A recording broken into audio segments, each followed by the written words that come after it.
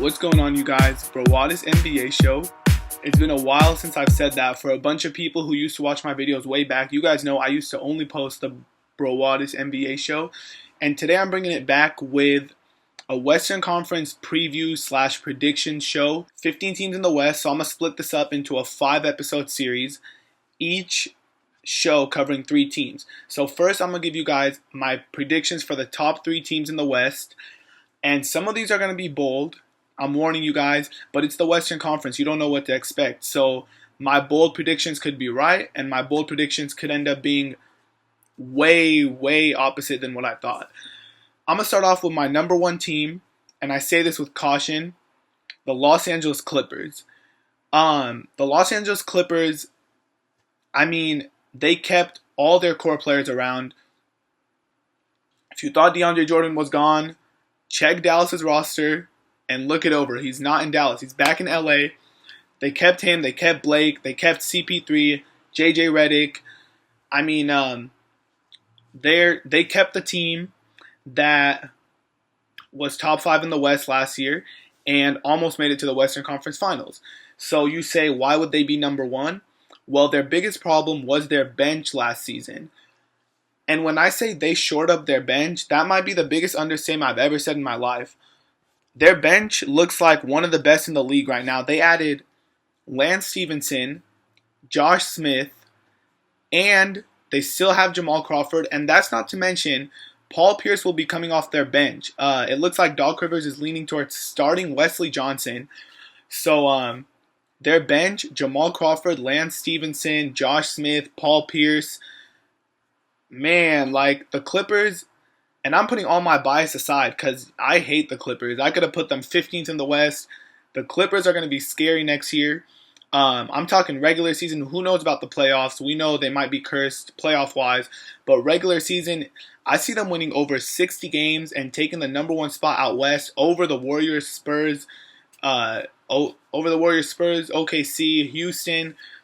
The Clippers are going to be scary next year. I say that with caution, but that's what I'm leaning towards. My number 2 team in the West may come as a little bit of a surprise considering they didn't make the playoffs last year.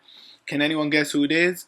It's the Oklahoma City Thunder. I mean, Russell Westbrook was a monster last season, and no one expects him to keep up that play throughout 82 games because I honestly don't think that it's possible for a human being. But if he brings back just part of that killer, whatever was going on inside of his body for that 10 to 15 game stretch, Kevin Durant stays healthy. They re-sign Enes Kanter. Steven Adams is back.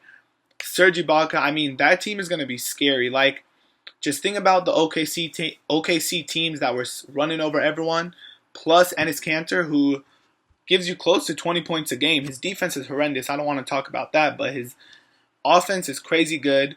They got a center tandem that does not need to be messed with in Adams and Kanter. They also drafted Cameron Payne, who could score right away coming off that bench. They still have Dion Waiters. I'm not sure if they're going to start him. They're going to be scary. I don't even need to mention health. They need to be healthy, but I'm considering every team here is going to be healthy. So my top 2 so far are Clippers and Thunder. People are wondering where the Warriors are. People are wondering where the Spurs are. Well, my 3rd team right now, the San Antonio Spurs. Let me just say this. If you didn't think LaMarcus Aldridge was a superstar, that's only because he played in Portland. And their nationally televised games were kind of up and down. And no, just when you watch him play with San Antonio, you're going to be like, wait, that's what LaMarcus Aldridge could do? He is underrated. He's a top 3 power forward in today's game. He averaged 25 points a game last season, and the Spurs signed him. They did not trade for him. They signed him outright. They did not give up anything. 25 points per game. I think almost 12 rebounds a game. There are some questions. The Spurs rely on ball movement. That's how they win games. And LaMarcus Aldridge is kind of a ball stopper. Not in a bad way, but I mean, the way he plays, you feed him the ball. He goes to work in the post. The Spurs are going to be so scary. And if Pop wasn't the coach, I would have picked them to be number 1. I'm not saying Pop is a bad coach. I'm saying he likes to rest his players. He doesn't care about regular season wins. He does not care about playing in big nationally televised games. No, the Spurs could have easily won over 60 games, but my prediction, they'll finish third because Pop is going to start resting players here and there throughout the season. So not only did they sign LaMarcus Aldridge, they got David West to turn down $12 million from Indiana to sign for 1 point something million dollars to come off the bench for San Antonio. You got LaMarcus Aldridge starting and a player like David West coming off that bench. Like, that's a scary duo. So then they had free agents Tim Duncan, Manu Ginobili, and Danny Green, and Kawhi Leonard. So in your head, you're like, okay, they had to lose one of those players to sign LaMarcus Aldridge. Nope. Re-signed Kawhi Leonard, re-signed Danny Green, re-signed Timmy, and re-signed Manu. One of the most underrated moves they made was they traded for Ray McCallum from Sacramento. They have now, he's a great backup point guard. He's really underrated. You guys probably didn't even hear about that move. The Spurs are going to be scary. They're my third pick, but who knows? They might be going to the finals.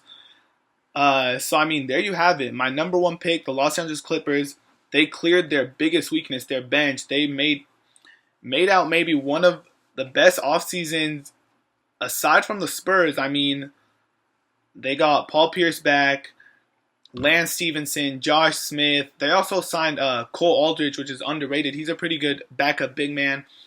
I'm saying this with caution. I think they finished with over 60 wins and the number one seed.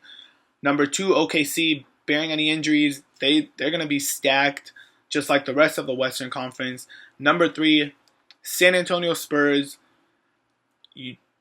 I'm so sad still that they signed LaMarcus Aldridge when the Phoenix Suns had such a legitimate chance. Every day that passes by, I see some articles here and there showing just how real that possibility was of Aldridge ending up in Phoenix.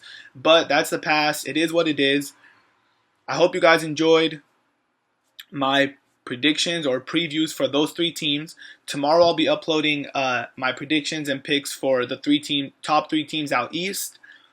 And thank you guys for watching. Welcome back to Brawadis NBA Show.